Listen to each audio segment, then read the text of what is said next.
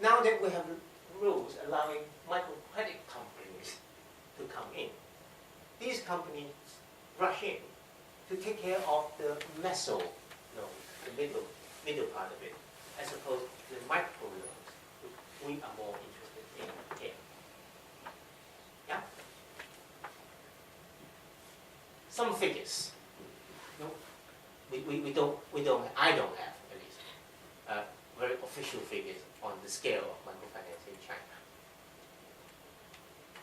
But there is an association for China Association of Microfinance. They do not represent everybody, but I would say they are very representative of the microfinance institutions which we are interested in. Microfinance institutions, MFIs, that we are interested in. They have a total of 59 members, or 60, I discounted one. I took away half in commercial bank, because they are not, to me, not a microfinance institution. So 59. Total customers of 422,000. Now, even if I multiply that by 4, to say that maybe CAM does not represent everybody, they only represent 25%, even if I was to do that, which would be unfair to CAM. This does not reach 2 million. And if we take Jennifer's figure, which is correct, that the poorest, those living under $25 a day, US, is in excess of 200 million in China. We are not covering even 1%. Total loan outstanding. It may look like a lot, but if you divide the two, it is not a lot. Now, the interesting thing is total assets employed. Total assets employed is close to 60% of total loan outstanding. Anybody in banking industry? We talk about Tier 1 capital adequacy. This is 60%.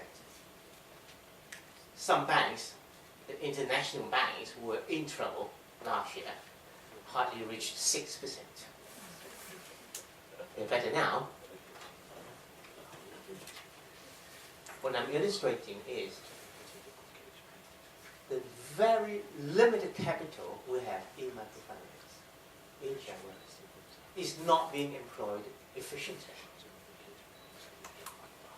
So how do we work to improve that? Well, we'll need the likes of Jennifer to help us on that. But the good thing is, it's still profitable.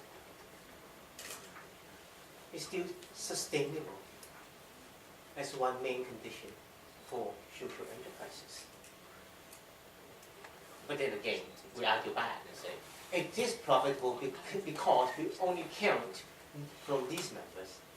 And these members all have their number one priority of self-sustaining, not losing money.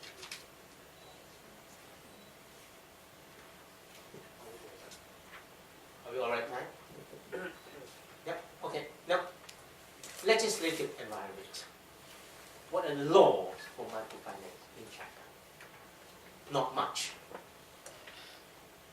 It still exists. Lending regulations, my own translation. It's very simple. It says, whoever lends money as a business must get a license from the regulatory authority, which is CBRC, China Banking Regulation Commission. Central government paid for it. They license banks. Right? So basically, anybody who does not have a license from CBRC is running business illegally, including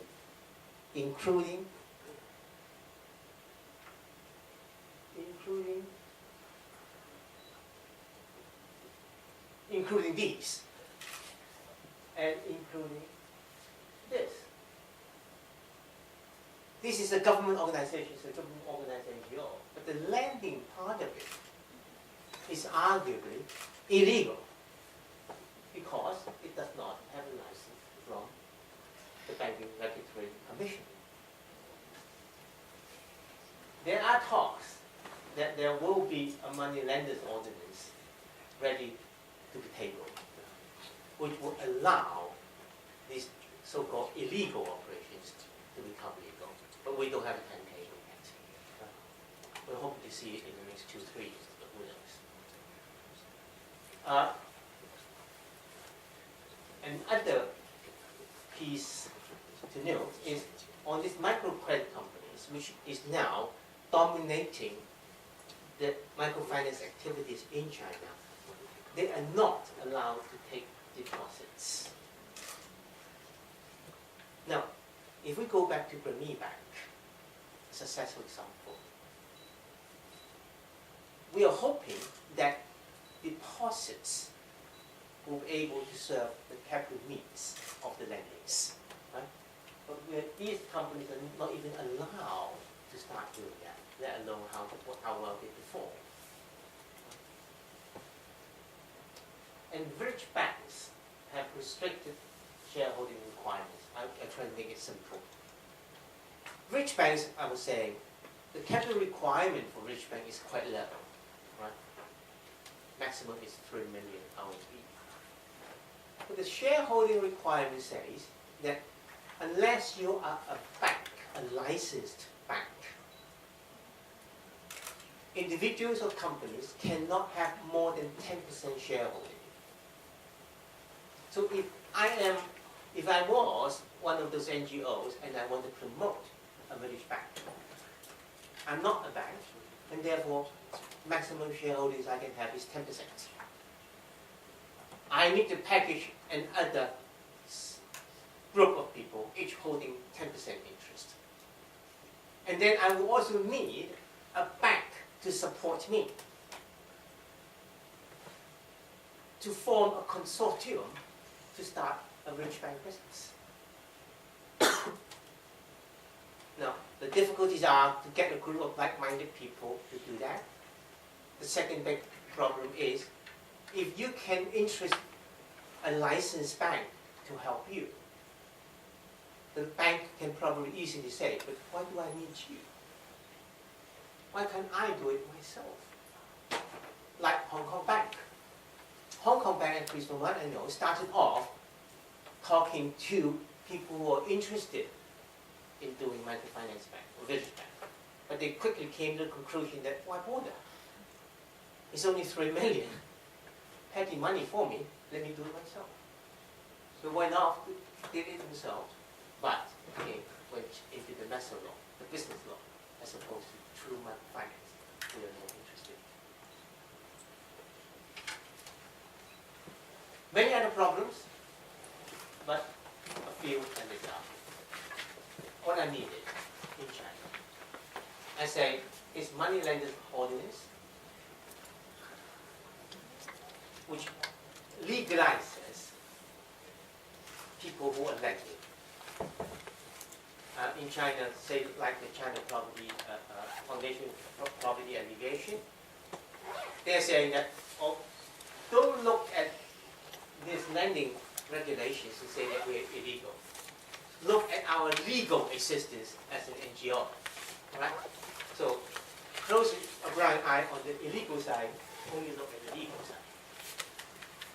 But if we have this ordinance come in, that will make things much smoother.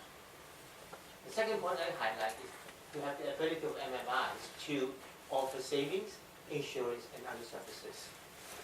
These are other services to make up a comprehensive microfinance service. Relax shareholding requirements for rich banks, like what I was saying before.